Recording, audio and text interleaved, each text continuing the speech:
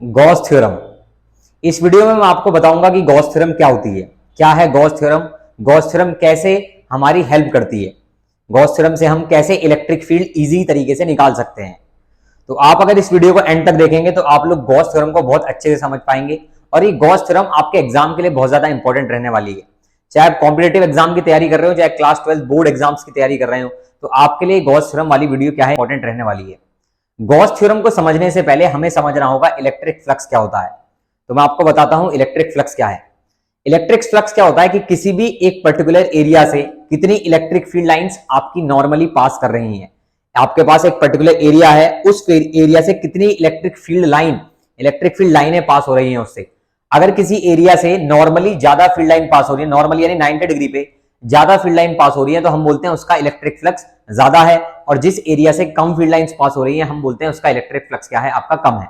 तो हमने यहां पर जाना इलेक्ट्रिक फ्लक्स क्या चीज है। कोई पूछे आपसे इलेक्ट्रिक फ्लक्स क्या है, the number of electric field lines passing through a particular area normally कितनी इलेक्ट्रिक फील्ड लाइन पास हो रही है, उससे हम निकालते हैं इलेक्ट्रिक फ्लक्स।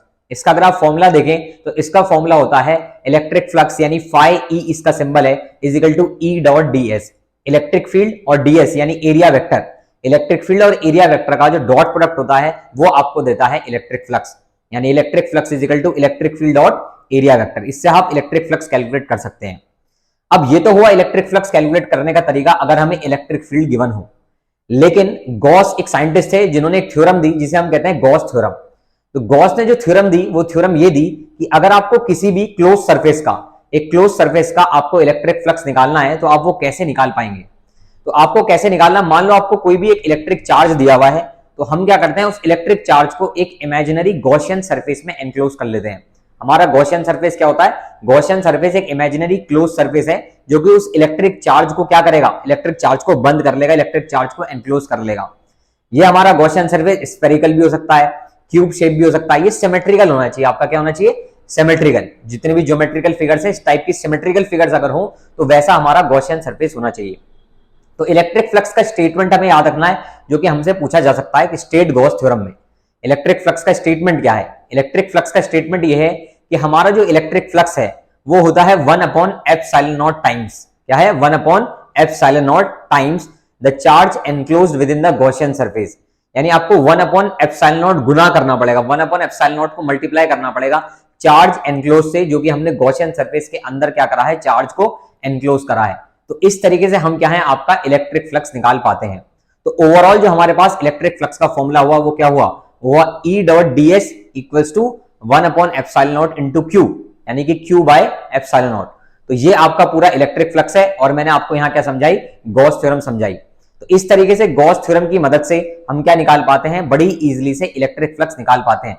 गॉस थ्योरम हमें इलेक्ट्रिक फ्लक्स कैलकुलेट करने के लिए बताती है। गॉस थ्योरम की मदद से हम क्या निकाल पाते हैं, इलेक्ट्रिक फ्लक्स निकाल पाते हैं। इसका आपको स्टेटमेंट याद रखना है, इसका डेरिवेशन भी है, इसका डेरिवेशन भी आपको याद रखना है, वो आपके एग्जाम के लिए काफी ज्यादा क्या हो जाता है, इंपॉर्टेंट हो जाता है। स्टेटमेंट के साथ साथ आपका इसका डेरिवेशन।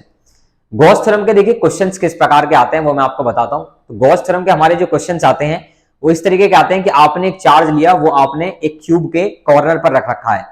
तो अगर आपने एक चार्ज क्यूब के कॉर्नर पर रख रखा है तो ओवरऑल कितने बेसिकली क्यूब चाहिए उसको एनक्लोज करने के लिए। तो कोई चार्ज अगर क्यूब के कॉर्नर पे है तो ओवरऑल 8 क्यूब चाहिए उसको एनक्लोज करने के लिए, जिसकी वजह से वो किस पर आ जाएगा, सेंटर पर आ जाएगा। तो हम बोलते हैं कि 8 क्यूब का फ्लक्स हो जाता है क्यू बाय ε0।